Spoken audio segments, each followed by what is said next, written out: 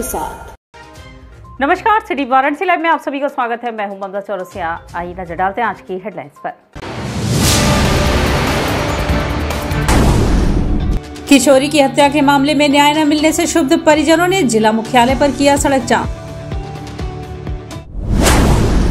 व्यास तहखाने की छत पर होने वाले नमाज पर रोक लगाने को लेकर हिंदू पक्ष ने दाखिल किया आपत्ति। पड़ाव राजघाट मार्ग मालवीय पुल पर लगा भीषण जाम में घंटों फंसकर लोग झुंझलाए। और आचार्य सीताराम चतुर्वेदी महिला महाविद्यालय में 7 दिवसीय कला कार्यशाला अभिव्यक्ति का शुभारंभ। और अब खबरें विस्तार से। लखनऊ बनारस इंटरसिटी ट्रेन में पिछले दिनों बोरे में बंधी एक लाश बरामद हुई थी।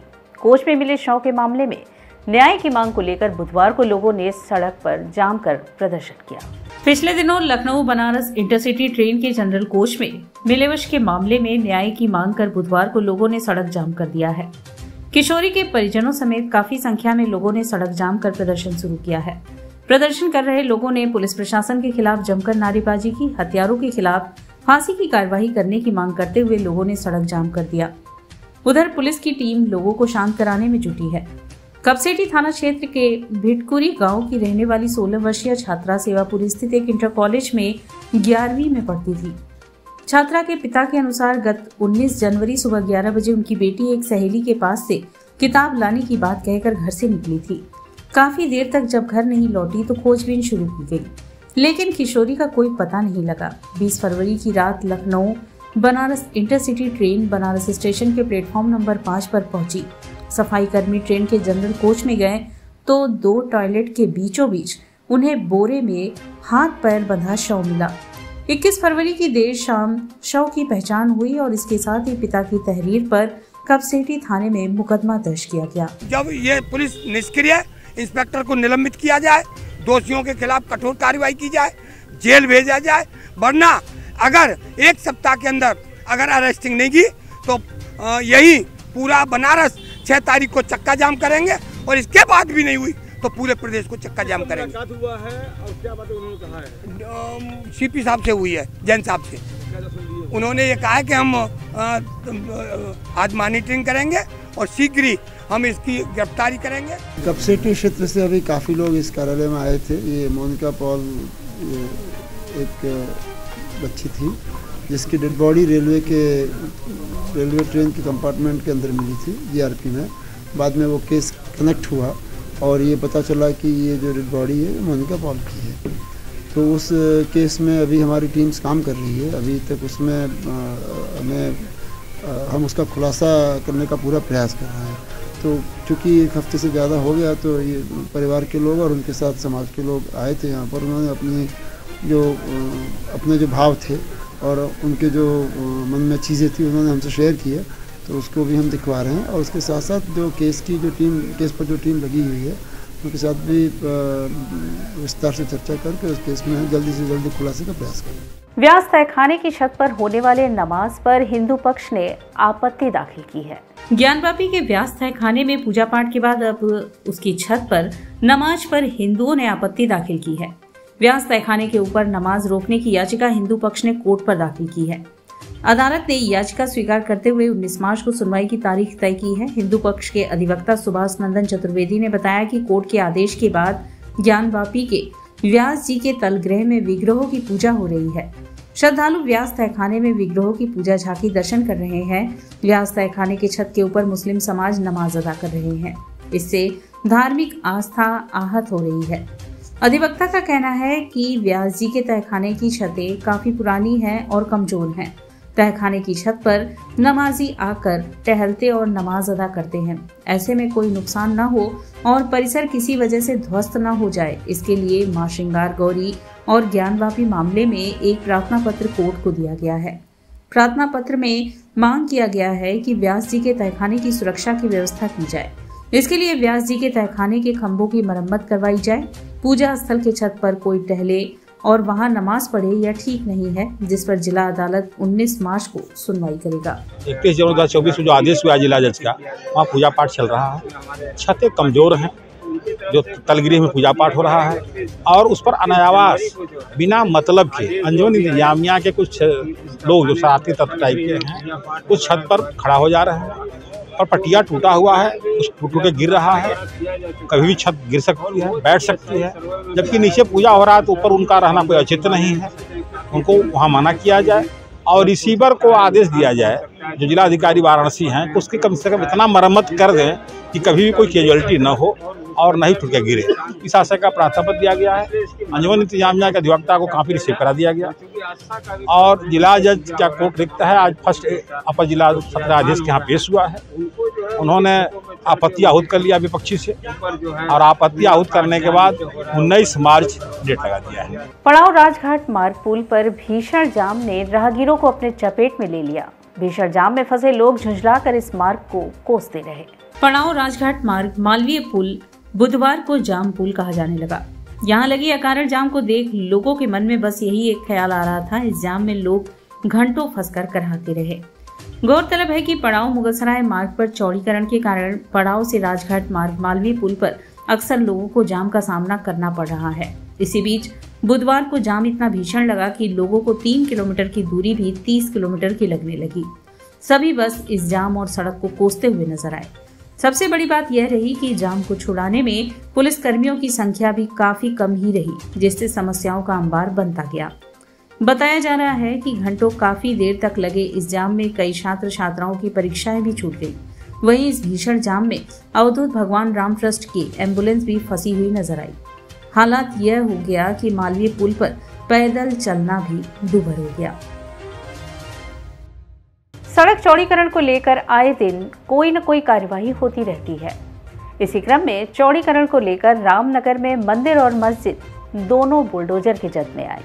सड़क चौड़ीकरण को लेकर आए दिन कोई न कोई कार्यवाही की जाती है, लेकिन आज हम आपको एक ऐसी कार्यवाही के बारे में बता रहे हैं जिसे जानकर आपको भी हैरानी होगी। दरअसल बुधवार को सड़क चौड़ीकरण को लेकर रामनगर में एक कार्यवाही की गई, जिसमें मंदिर और मस्जिद पर एक साथ बुलडोजर चला। एक तरफ से एक बुलडोजर के द्वारा मंदिर को तो वहीं दूसरी तरफ से दूसरे बुलडोजर से सड़क चौड़ीकरण के जद में आए मस्जिद की दीवारों को गिराया गया। रामनगर से टेंगरा मोड़ तक 4 लेन को लेकर लगातार कार्रवाई के बाद बुधवार की दोपहर एसडीएम सदर सार्थक अग्रवाल के साथ लोक निर्माण विभाग के अधिकारी मौके पर पहुंचे और यह कार्यवाही की गई। थाने के समीप स्थित हैदर अब्बास मस्जिद को गिराने जब अधिकारी पहुंचे तो मस्जिद कमेटी के लोगों ने खुद तोड़वाने और मस्जिद के पीछे खाली पड़ी सामुदायिक स्वास्थ्य केंद्र की जमीन की मांग करने लगे। इस पर प्रशासन ने कहा, आपको पहले ही 5 महीने से समय दिया जा रहा है, लेकिन आप लोगों ने प्रशासन की चेतावनी को गंभीरता से नहीं लिया। इसके बाद अधिकारियों ने उन्हें मस्जिद से सामान हटाने का 1.5 घंटे का मोहलत दिया और फिर मस्जिद पर बुलडोजर चला दिया गया।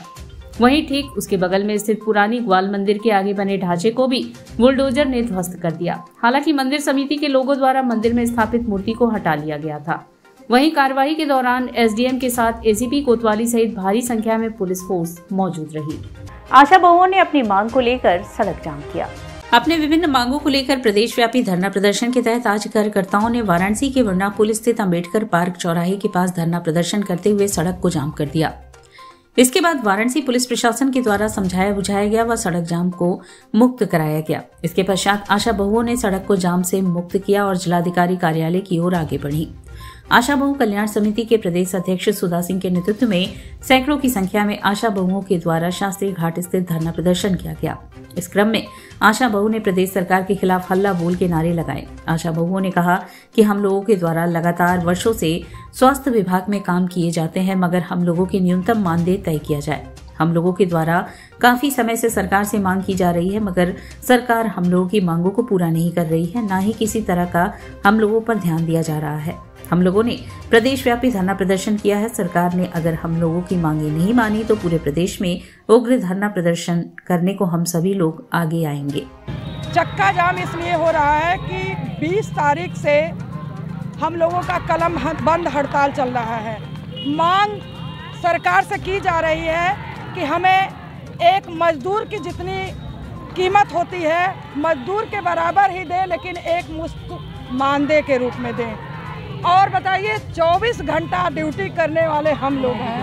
हम लोगों को सरकार मात्र 2200 मानदेय दे रही है और आशा संगिनी को सिर्फ विजिट का पैसा देती है।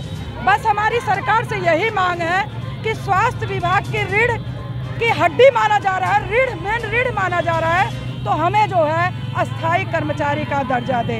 नहीं तो आने वाला लोकसभा चुनाव इस तरीके से आंदोलन होगा तो जनता के बीच में सरकार के खिलाफ बहुत बुरा असर पड़ेगा और सरकार हमारी बात मान करके तत्काल हम लोगों को अस्थायी कर्मचारी का दर्जा दे। और यहाँ वक्त उछला है एक छोटे से ब्रेक का, मिलते हैं ब्रेक के बाद। वाराणसी लाइव, सच के साथ। इंटरनेशनल हिंदू स्कूल है। साइंस, मैथ एवं कंप्यूटर लैब, सुसज्जित लाइब्रेरी, वाहन की उत्तम व्यवस्था, विभिन्न खेलों की शिक्षा, बच्चों के शारीरिक एवं मानसिक विकास हेतु योगा का प्रशिक्षण सुविधा। इतना ही नहीं, आपके छोटे बच्चों के लिए एक ऐसी जगह जहां हम देते हैं शिक्षा के साथ साथ मौज मस्ती भरा वातावरण। International Hindu school, Nagwa, Lanka, Varanasi. Varanasi live, सच के साथ। और ब्रेक के बाद पुनः आपका स्वागत है। आचार्य सीताराम चतुर्वेदी महिला महाविद्यालय में 7 दिवसीय कला कार्यशाला अभिव्यक्ति का शुभारंभ हुआ। बुधवार को डुमरी रामनगर स्थित आचार्य सीताराम चतुर्वेदी महिला महाविद्यालय में 7 दिवसीय कला कार्यशाला अभिव्यक्ति का शुभारंभ मुख्य अतिथि प्रोफेसर मंजुला चतुर्वेदी, अवकाश प्राप्त संख्याध्यक्ष मानविकी संकाय महात्मा गांधी काशी विद्यापीठ वाराणसी महाविद्यालय की निदेशक प्रोफेसर कल्पलता पांडे, पूर्व कुलपति जननायक चंद्रशेखर विश्वविद्यालय बलिया उत्तर प्रदेश तथा प्राचार्य डॉक्टर अरुण कुमार दुबे ने मां सरस्वती जी तथा आचार्य पंडित सीताराम चतुर्वेदी जी के चित्र पर माल्यार्पण कर तथा दीप प्रज्वलित कर किया। इसके पश्चात महाविद्यालय की छात्राओं द्वारा कुलगीत प्रस्तुत किया गया। निदेशक महोदया द्वारा मुख्य अतिथि को पुष्पगुच्छ, स्मृति चिन्ह, अंगवस्त्र तथा पौधा देकर सम्मानित किया गया। डॉक्टर सुनीति गुप्ता ने कार्यशाला के बारे में जानकारी देते हुए बताया कि 5 मार्च तक प्रतिदिन विभिन्न विषयों पर कार्यशाला में बताया जाएगा। आज का विषय फंडामेंटल्स ऑफ आर्ट्स है। मुख्य अतिथि ने अपने वक्तव्य में कहा कि कला का स्थान बहुत ही महत्वपूर्ण है। बिना कला की सृष्टि में किसी भी वस्तु का निर्माण नहीं हो सकता। उन्होंने विभिन्न प्रकार के उदाहरणों द्वारा कला के महत्व तथा उसके विभिन्न पहलुओं के बारे में उपस्थित लोगों को जानकारी प्रदान की। कार्यक्रम का संचालन राहुल कुमार चौधरी ने किया। कार्यशाला में डॉक्टर रजनी श्रीवास्तव, डॉक्टर अंकिता, दिव्या सिंह, प्रतिभा गुप्ता, श्रद्धा पांडे, चंचल ओझा, वरुण अग्रवाल, शिव प्रकाश यादव आदि शिक्षक, शिक्षिकाएं तथा छात्राएं उपस्थित रहे। और 7 दिन में इसमें बहुत सी चीज़ें होंगी, बहुत सी विधाओं का की शिक्षा दी जाएगी। यहाँ पर उसकी ट्रेनिंग एक्टिविटीज़ भी होंगी। साथ में उसमें स्केचिंग भी है, ड्राइंग भी है, कोलाज भी है, आर्ट किस प्रकार से सोसाइटी के साथ जुड़ा हुआ होता है वो भी है। साथ में स्टिल्स भी हैं और लैंडस्केपिंग भी है और अप्लाइड आर्ट के बारे में भी हम कुछ बताएंगे। और जो बनारस के अच्छे प्रतिष्ठित आर्टिस्ट हैं उनको बुलाएंगे, जो उस क्षेत्र में उस विधा में काम कर रहे हैं, प्रोफेसर्स हैं, उनको बुलाया गया है। और ये 5 तारीख तक चलेगा। 7 दिवसीय कार्यशाला है और उसके बाद बच्चों को सर्टिफिकेट भी दिया जाएगा। साथ में सबसे बड़ी खास बात यह है कि एक्टिविटी ओरिएंटेड है, केवल लेक्चर नहीं है। एक जो फर्स्ट पार्ट है प्रतिदिन का उसको उसमें लेक्चर दिया जाएगा और उसके बाद 2 घंटा के करीब एक्टिविटीज़ की जाएंगी, जिससे उनको सिखाया भी जाएगा कि आर्ट क्या होता है। और लास्ट डे हम इसका एग्जीबिशन भी लगाएंगे और उसी के आधार पर इनका मूल्यांकन करेंगे कि इन्होंने कितना सीखा है, क्या किया है। सुसवाई स्थित राइजिंग इंडिया स्कूल में अनुसंधान 2024 विज्ञान प्रदर्शनी का आयोजन हुआ। अनुसंधान 2024 विज्ञान प्रदर्शनी का आयोजन राइजिंग इंडिया स्कूल सुसवाई में बुधवार को किया गया। कार्यक्रम का आरंभ प्रबंधक अंजना पांडे, प्रधानाचार्य पाठक समन्वयक डॉक्टर अर्पणा हल्दर एवं अकादमी प्रमुख नीरज पाठक ने मां सरस्वती के सामने दीप प्रज्वलित करके एवं पुष्प अर्पित करके किया। कार्यक्रम में बच्चों ने एक से बढ़कर एक मॉडल बनाए तथा उनका प्रदर्शन किया। इस अवसर पर मुख्य अतिथि के रूप में काशी हिंदू विश्वविद्यालय के एनाटॉमी विभाग के प्रोफेसर रोयना सिंह एवं विशिष्ट अतिथि के रूप में डॉक्टर प्रशांत दुबे एवं प्रोफेसर राजकुमार मिश्रा को विद्यालय प्रबंधन द्वारा सम्मानित किया गया। इस कार्यक्रम में श्रेया, माही, सांभवी, लक्षिता, पार्थ, राजस्मिता, अंश, राजन, कृष्णनंद, हर्ष, शिवम, रोशन, नैतिक एवं उनके साथियों ने मिलकर 50 के करीब वर्किंग मॉडल बनाए। कार्यक्रम विद्यालय के शिक्षक एवं शिक्षिकाओं रश्मि, स्तुति, राहुल, अर्पिता, सुनैना, सरिता, संदीप एवं मोनिका के कुशल निर्देशानुसार बांध, लेजर, सीक्वेंस, ग्लूकोज मॉनिटरिंग जैसे एक से बढ़कर एक मॉडल बनाए। उपस्थित सभी दर्शकों ने प्रदर्शनी के साथ साथ फ्रूट जोन के स्वादिष्ट पकवानों का भी आनंद लिया। बच्चों ने बहुत ही सुंदर साइंस का एग्जीबिशन का में मॉडल बनाए, छोटे बड़े सभी बच्चे। और कुछ ने तो छोटी सी बातों को बहुत अच्छे से उभारा कि हमको कैसे पानी बचाना चाहिए, हमें अपने हृदय को कैसे रखना चाहिए और पैसा रखने के लिए ATM मशीन को में कैसे निकालना चाहिए, किस सुविधा से निकालना चाहिए। बच्चों की लगन और बच्चों का वे ऑफ स्पीकिंग देख के मैं पूरे एडमिनिस्ट्रेशन को, उनके प्रिंसिपल, उनके टीचर्स को बहुत बधाई देना चाहती हूँ। उन्होंने बहुत मेहनत की है और ये बच्चों में दिख रहा है। होप ये आगे और बढ़ें और यहाँ से जैसे बच्चों ने अपनी प्रतिभा दिखा के कहा कि मैं IAS बनना चाहती हूँ, मैं प्रोफेसर बनना चाहती हूँ, किसी ने कहा मैं डॉक्टर बन जाना। आई होप वो सब बने, उन मेरे ढेर सारा आशीर्वाद। और बाबा जी की इस नगरी में पढ़ के बड़े महान पुरुष बने हैं। हम चाहते हैं कि वो उन्हीं के मार्ग पे चल के सज्जन पुरुष बने और भारतवर्ष का नाम ऊंचा करें। बच्चों को ये कहना चाहता हूँ कि चीज़ों को पढ़ने से ज़्यादा उसमें सीखने की इच्छा जागे उनके अंदर। साइंस एक एडवेंचर है। साइंस के बिना आज के डेट में लाइफ को बिल्कुल ही सर्वाइव नहीं किया जा सकता। तो साइंस को यदि हम लोग को एक्सेप्ट करना है तो साइंस की गतिविधियों को भी सीखना पड़ेगा। इसके अलावा साइंस को नेचर से भी हम लोग को जोड़ना पड़ेगा, क्योंकि साइंस आज विकसित तो हो रहा है, थोड़ा सा हमें नेचर पे भी इसका ध्यान रखना है। सो अपने यहाँ बच्चों को अधिकतम बच्चों को यही सिखाने का प्रयास करते हैं कि साइंस और नेचर को कैसे बैलेंस किया जाए, कैसे उस पर काम किया जाए। 11 महीनों के बाद नागरीय प्रचारणी सभा के विश्व प्रसिद्ध आर्य भाषा पुस्तकालय का बंद ताला खोला गया। हिंदी साहित्य के क्षेत्र में महत्वपूर्ण स्थान रखने वाले नागरीय प्रचारणी सभा के प्रधानमंत्री व्योमेश शुक्ल के नेतृत्व में 11 महीनों के बाद विश्व प्रसिद्ध आर्य भाषा पुस्तकालय में बंद ताला खोला गया है।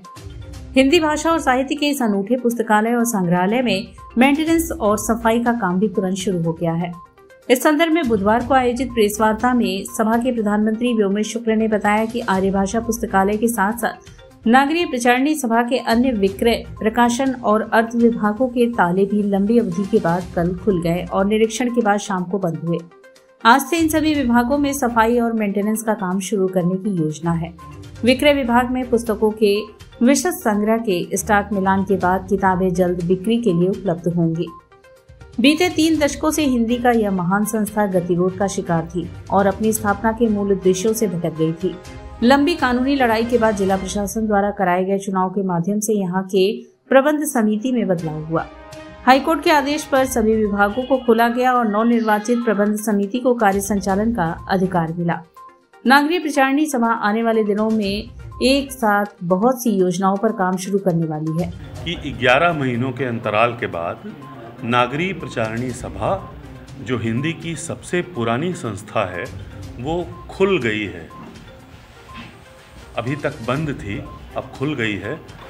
हिंदी के विद्यार्थियों, हिंदी के शोध छात्रों, हिंदी के अध्यापकों और हिंदी प्रेमी पाठकों से मेरी गुजारिश है कि वे इस संस्था में आएं, इसके महान परिसर में घूमें टहलें, अतीत के स्पंदनों का अनुभव करें, इसके पुस्तकालय को एंगेज करें, वहाँ बैठ के किताबें पढ़ें या हमारे प्रकाशन खरीदें। हमने एक से बढ़कर एक किताबें छापी हैं, उनमें से कुछ उपलब्ध हैं, जो उपलब्ध नहीं हैं उनकी शिकायत करें। हम जल्द से जल्द उनको आपके बीच प्रस्तुत करें। ऐसा नैतिक दबाव हमारे ऊपर बनाएं और इस संस्था को चला दें। घाट संध्या कार्यक्रम में अक्षत प्रताप सिंह ने भजन प्रस्तुत किया तो वहीं पल्लवी जायसवाल ने कथक नृत्य की प्रस्तुति की। बुधवार को घाट संध्या के अंतर्गत प्रथम चरण में कलाकार अक्षत प्रताप सिंह ने गायन की प्रस्तुति का शुभारंभ श्री रामचंद्र कृपालु भजमन मैं धरु तिहारो ध्यान समापन प्रकट भय सुखनंद से किया।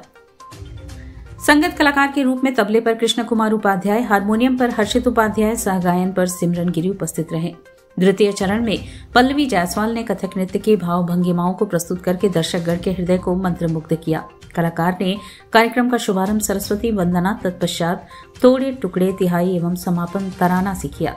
सुबह बनारस आनंद कानन द्वारा संस्कृति विभाग उत्तर प्रदेश के सहयोग से आयोजित कार्यक्रम में दर्शकों की बड़ी संख्या में उपस्थिति के साथ कलाकार की दक्षता और समर्पित भाव से परिपूर्ण प्रस्तुति ने मां गंगा के तट पर दैविक आभा मंडल से संपूर्ण परिवेश को संतृप्त कर दिया। समस्त कलाकारों को प्रमाण पत्र मैडम ली ने प्रदान किया। धन्यवाद ज्ञापन श्याम कुमार केसरी ने किया। इस अवसर पर समस्त कलाकारों को प्रमाण पत्र एवं आशीर्वचन प्रदान करने के साथ ही उनकी अनवरत संगीत साधना की प्रशंसा की गई। घाट संध्या कार्यक्रम की परिकल्पना सुबह बनारस के सचिव संस्थापक डॉक्टर रत्नेश वर्मा ने किया। कार्यक्रम का सफल संचालन सीमा केसरी ने किया। इस अवसर पर भारी संख्या में दर्शकगण उपस्थित रहे। भोला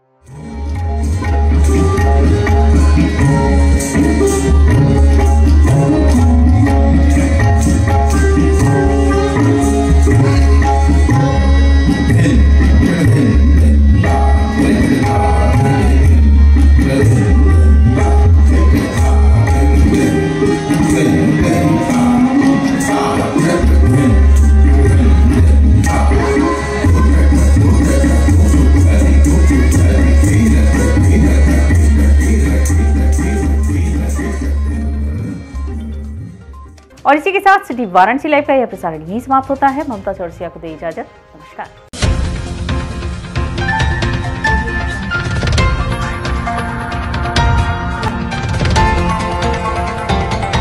वाराणसी लाइव, सच के साथ।